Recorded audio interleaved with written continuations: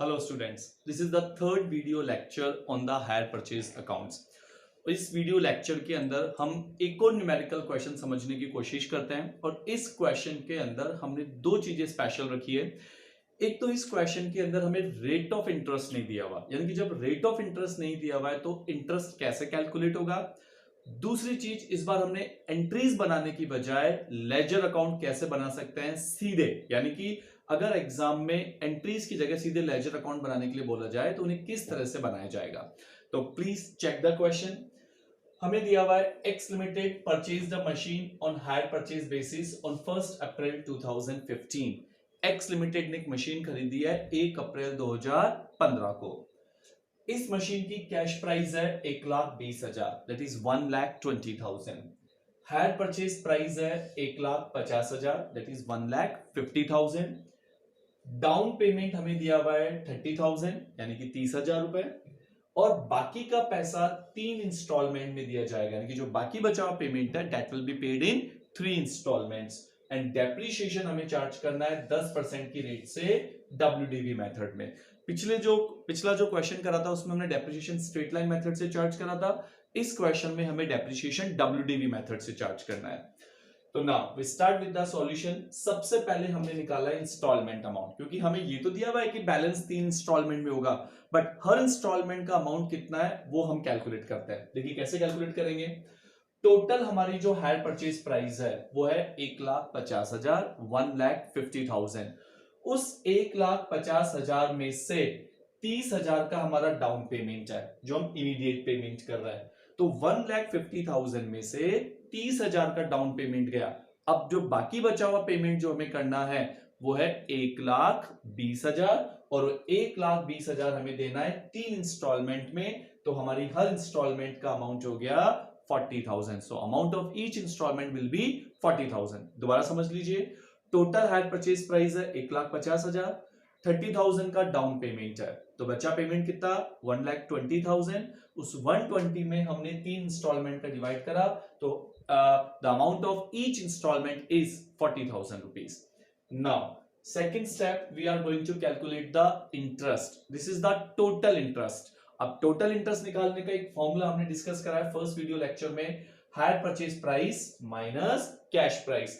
Total hire purchase price is 1,50,000, total cash price is 1,20,000। तो HPP में से अगर आप CP माइनस करेंगे तो हमारा टोटल इंटरेस्ट निकल के आ गया 30,000। नाउ अभी 30,000 टोटल इंटरेस्ट है। अब हमें यह पता लगाना है कि हर इंस्टॉलमेंट के अंदर कितना इंटरेस्ट इंक्लूडेड है, यानी कि how much amount of interest is included in each instalment. अब इसका पता लगाने के लिए हम एक स्टेटमेंट तैयार करते हैं। इस स्टेटमेंट के अंदर हम लिखेंगे आउटस्टैंडिंग कैश प्राइस और फिर उसका रेशियो कैलकुलेट करेंगे। Sorry, not outstanding cash price, outstanding higher purchase price हम कैलकुलेट करेंगे और फिर उसका रेशियो कैलकुलेट करेंगे। देखिए फर्स्ट ईयर के एंड में हमारी total outstanding higher purchase price कितनी थी। हमारी टोटल हायर परचेज प्राइस जो हमें क्वेश्चन में दी हुई थी वो है 1,50,000। 1,50,000 में से 30,000 का डाउन पेमेंट जो कि हमें पता है इमीडिएट पेमेंट हो गया है, तो 150 में से 30,000 का डाउन पेमेंट चला गया।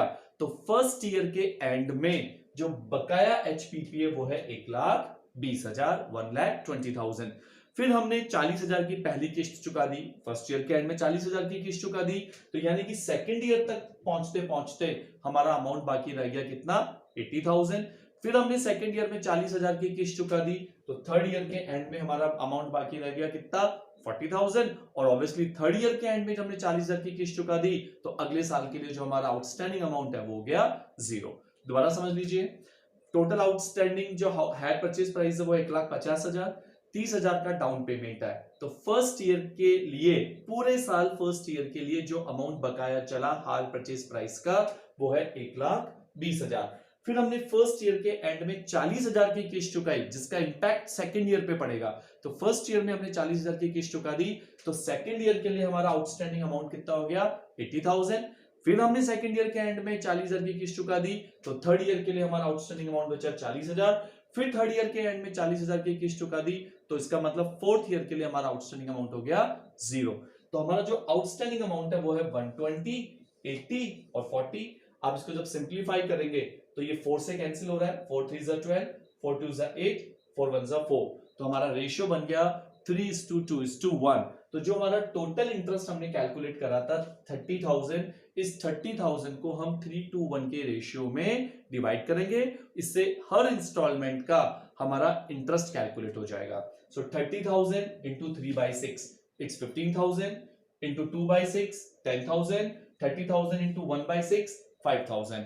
तो 15,000, 10,000 and 5,000 is the interest which is included in the all three installment. Now, अब एक चीज और मैं आपको बताना चाहता हूं, ये हमने जो 3:1 जो कैलकुलेट किया, इसके लिए हमने रेशियो निकाला है आउटस्टैंडिंग हायर परचेज प्राइस का। This is the basic. बाकी वैसे मैं आपको बता दूं, अगर हमारे इंस्टॉलमेंट का अमाउंट सेम है, अगर हमारी इंस्टॉलमेंट का अमाउंट सेम है, तो हम डायरेक्ट भी लिख सकते थे कि जो हमारा रेशियो बनेगा वो 3:1 बनेगा। अगर 4 इंस्टॉलमेंट होती तो रेशियो बनता 4:3:1, 5 होती तो 5:4:3:1 एंड सो ऑन। तो रिमेंबर, अगर इंस्टॉलमेंट का अमाउंट सेम है और ड्यूरेशन भी सेम है, तो आपको ये रेशियो निकालने की कोई जरूरत नहीं है, आप डायरेक्ट 3:1 भी कैलकुलेट कर सकते थे और टोटल इंटरेस्ट जो 30,000 है उसको 3:1 में डिवाइड कर सकते हैं। अब आते हैं इंटरेस्ट निकालने के बाद अगला स्टेप होता है कि हम लोग नॉर्मली जर्नल एंट्रीज बनाते हैं, बट इस क्वेश्चन में हम जर्नल एंट्री बनाने की जगह सीधे डायरेक्ट बना रहे हैं लेजर अकाउंट, और ये जो लेजर अकाउंट हम बना रहे हैं परचेजर की बुक्स में, and the purchaser is the x limited. और हमने यहाँ पे दो मेन लेजर अकाउंट बनाया है, एक तो बनाया मशीन अकाउंट और एक लेजर हमने बनाया है hire vendor account, right. But ये हमेशा ध्यान रखना, लेजर अकाउंट बनाने के लिए आपको एक बार तो एंट्रीज बोलनी ही पड़ेगी, या तो कि रफ में एंट्रीज लिखनी पड़ेगी या ओरली एक बार आपको मन में अपने एंट्रीज बोलनी पड़ेगी। तो मैं स्टार्ट कर रहा हूं एंट्री से।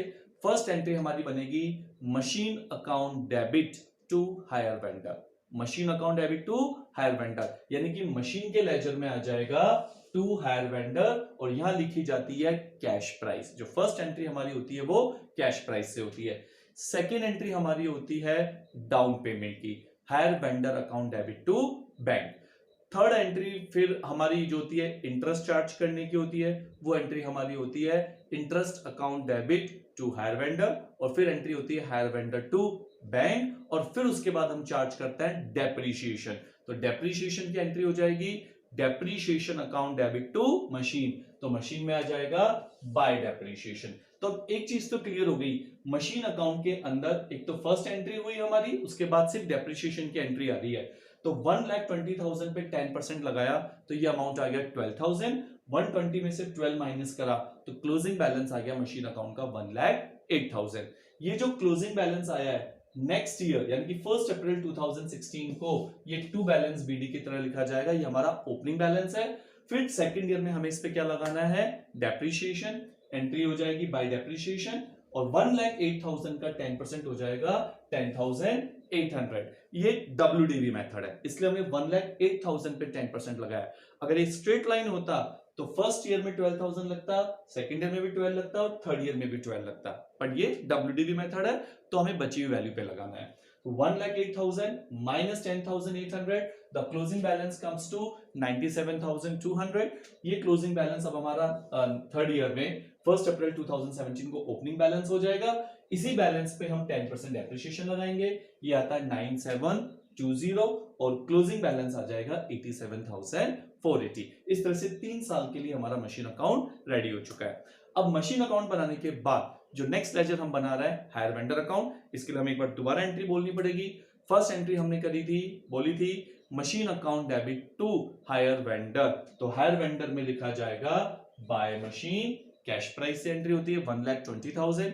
सेकेंड एंट्री हमारी होती है hire vendor account debit to bank, जो हमने डाउन पेमेंट किया जो कि हमारा 30,000 था। थर्ड एंट्री जो हमारी होती है वो इंटरेस्ट ड्यू करने की एंट्री होती है, और वो एंट्री होती है interest account debit to hire vendor, interest account debit to hire vendor. Hire vendor में लिखा जाएगा इंटरेस्ट जो कि हमारा 15,000 रुपए है, और उसके बाद फिर हम फर्स्ट इंस्टॉलमेंट पे करेंगे, उसकी एंट्री हो जाएगी hire vendor account debit to bank, और हमारी फर्स्ट इंस्टॉलमेंट का जो अमाउंट आया था वो था 40,000, और इन दोनों के टोटल में से ये जो टोटल आ रहा है 135, इसमें से हम ये दोनों माइनस करेंगे 30 एंड 40, तो क्लोजिंग बैलेंस हमारे पास बचेगा 65,000 रुपीज।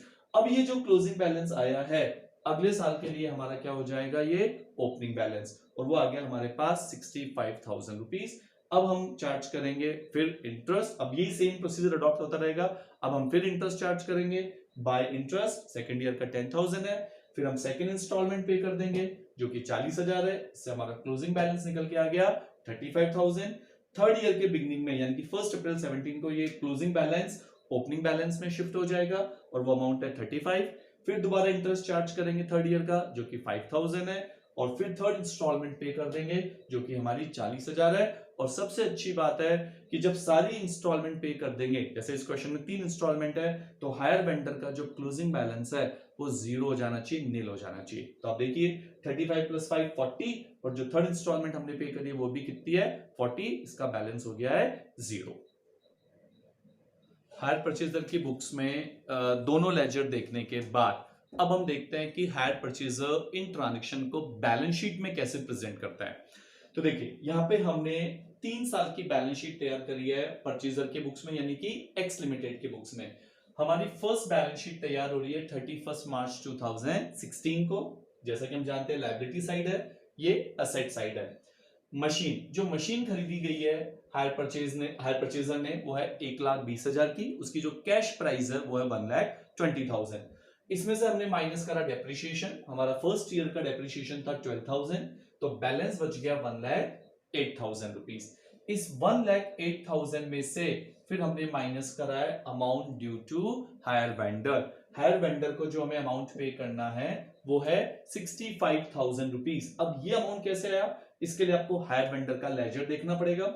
हायर वेंडर की अगर आप लेजर को देखते हैं तो फर्स्ट ईयर का बैलेंस आ रहा है जो हमें हायर वेंडर को अभी भी देना बाकी है। फर्स्ट इंस्टॉलमेंट चुकाने के बाद हमें हायर वेंडर को 65,000 का बैलेंस अभी भी देना है। तो ये जो अमाउंट है 65,000, या तो इसको 1,08,000 में से माइनस कर दीजिए, और अगर इस पैसे को आप इस अमाउंट को यहां माइनस नहीं करना चाहे तो हम इसको बैलेंस शीट में लायबिलिटी साइड में भी दिखा सकते हैं। बाकी जो नॉर्मल तरीका प्रेजेंटेशन का वो यही है कि जो मशीन की वैल्यू आ रही है डेप्रिसिएशन के बाद उसमें से वो अमाउंट माइनस कर दीजिए जितना पैसा अभी हमें वेंडर को देना बाकी है। तो 1,08,000 में से 65 माइनस करा तो फर्स्ट ईयर का जो नेट फिगर बैलेंस शीट में आएगा, मशीनरी का जो नेट फिगर बैलेंस शीट के असेट साइड में आएगा वो है 43,000। अब आते हैं सेकंड ईयर की बैलेंस शीट जो हम तैयार कर रहे हैं 31 मार्च 2017 को। हमारी जो मशीन है डेप्रिसिएशन लेस करने के बाद फर्स्ट ईयर में उसका बैलेंस है 1,08,000। फिर हमने 1,08,000 में से लेस करा सेकंड ईयर का डेप्रिसिएशन जो कि 10,800 है। इसको लेस करने के बाद बैलेंस बचता है 97,200। फिर हम माइनस करेंगे कि सेकंड ईयर के एंड में हमें वेंडर को कितना पैसा देना बाकी है। तो सेकंड ईयर के एंड में हमारा अमाउंट जो पेंडिंग चल रहा है, जो अभी भी देना बाकी है, वो है 35,000। सो 97,200 में से 35 माइनस करा तो ये फिगर आ गया 62,200। अब आते हैं थर्ड ईयर की balance sheet, that is 31 March 2018। Third year में हमारे पास जो मशीन का बैलेंस था डेप्रिसिएशन लेस करने के बाद वो था 97,200। आप देख सकते हैं मशीनरी के लेजर में भी देख सकते हैं कि ओपनिंग बैलेंस था हमारा 97,200। फिर हमने इस पे लेस करा डेप्रिसिएशन, डब्ल्यूडीवी मेथड से हम चार्ज कर रहे हैं, दैट वाज 9720। इस 9720 को हमने माइनस करा, ये फिगर आ गया 87,480। फिर हम माइनस करते हैं amount due to hire vendor, जितना पैसा हायर वेंडर को भी देना बाकी है। थर्ड ईयर के एंड तक पहुंचते पहुंचते हमने सारी किस्तें चुका दी है, यानी कि हायर वेंडर के ऊपर, यानी कि हमें कोई पैसा हायर वेंडर को पे नहीं करना है, कोई अमाउंट हमारा ड्यू नहीं है, कोई अमाउंट हमारा आउटस्टैंडिंग नहीं है। So amount due to hire vendor is 0। तो 87,480 में से 0 माइनस करा तो नेट फिगर आ गया 87,480। तो इस क्वेश्चन के अंदर हमने देखा किस तरह से लेजर अकाउंट तैयार होते हैं, किस तरह से बैलेंस शीट बनाई जाती है, और इंटरेस्ट की अगर रेट नहीं दी हुई होती है तो इंटरेस्ट का कैलकुलेशन किस तरह से किया जाता है। I hope you will like the lecture. Thank you very much.